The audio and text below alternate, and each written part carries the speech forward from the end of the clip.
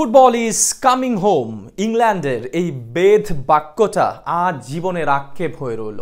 তারা সারা জীবন বলে যাচ্ছিল ফুটবল তাদের ঘরে ফিরবে একটা শিরোপা জয়ের মাধ্যমে। এবার হাত ছোঁয়া দূরত্বে এসেও পারল না, শেষ পর্যন্ত স্পেনের কাছে শিরোপা হারা হতে হয়েছে তাদের। স্পেন এক যুগ পর ইউরোর চ্যাম্পিয়ন হয়েছে। টানা 7টা ম্যাচ খেলেছে এই আসরে, 7টা ম্যাচে জিতেছে, একটা ম্যাচও পা ফসকায়নি। অর্থাৎ ডিজার্ভিং দল হিসেবেই কিন্তু স্পেন চ্যাম্পিয়ন হয়েছে সর্বোচ্চ চতুর্থবারের মতো।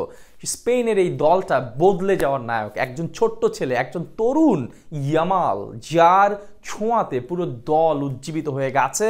12 বছরের অপেক্ষার পর ইউরোপের চ্যাম্পিয়ন হয়েছে।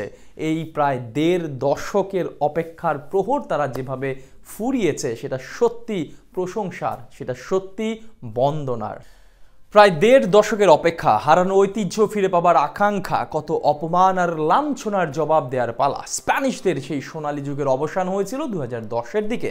আবারও সেই ক্ষণ, আবারও সেই মুহূর্ত। ইউরোপ কিংবা বিশ্ব ফুটবলে হারানো সেই গৌরব পুনরুদ্ধারের সময় এসে গেছে। স্প্যানিশরা যে হার না মানা এক যোদ্ধা, ওরা যে বিশ্বের শাসনকর্তা, তার প্রমাণ দিল আরও একবার ইউরোপের শ্রেষ্ঠত্বের লড়াই। এই অসাধ্য সাধনে দুরূহ স্বপ্ন বাস্তবায়নের যে অপার সাহসিকতা, তার যোগান এসেছে কৈশোর থেকে তারুণ্যে থাকা, এখনও যৌবনের জোয়ার ভাটার দেখা না পাওয়া লামিন ইয়ামালের কাছ থেকে। ইউরোর এবারের আসরে এই তরুণের প্রাণ শক্তিতে সঞ্চারিত হয়েছে গোটা স্প্যানিশরা। ফাইনালে গোল করেনি, তবে তার অ্যাসিস্টে প্রথম লিড পায় সাবেক বিশ্ব চ্যাম্পিয়নরা। সেটা বিরতির পর দ্বিতীয়ার্ধের শুরুর দিকে গোল করেন নিকো উইলিয়ামস। এবারের আসরে যেন ফিরে আসার মন্ত্র শিখে গেছে ইংলিশরা। ম্যাচের 73 মিনিটে জুট বেলিংহামের ব্যাক পাসে অসাধারণ ফিনিংসে দলকে সমতায় এনে দেন কোলে পালমার। কিন্তু নিয়তি যাদের নামে লেখা হয়ে গেছে, ইতিহাস যাদের কাছে ফিরতে চাচ্ছে বারবার, সেই স্প্যানিশদের রুখে দেবার সাধ্য কি আর ইংলিশদের আছে?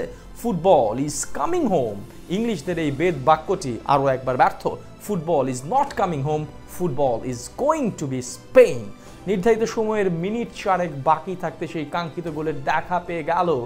2-1 গোলের জয়, স্পেন ইউরোর চ্যাম্পিয়ন। ওদের ঘরে ইউরোপের শ্রেষ্ঠত্ব ফিরে এলো ঠিক 1 যুগ পর।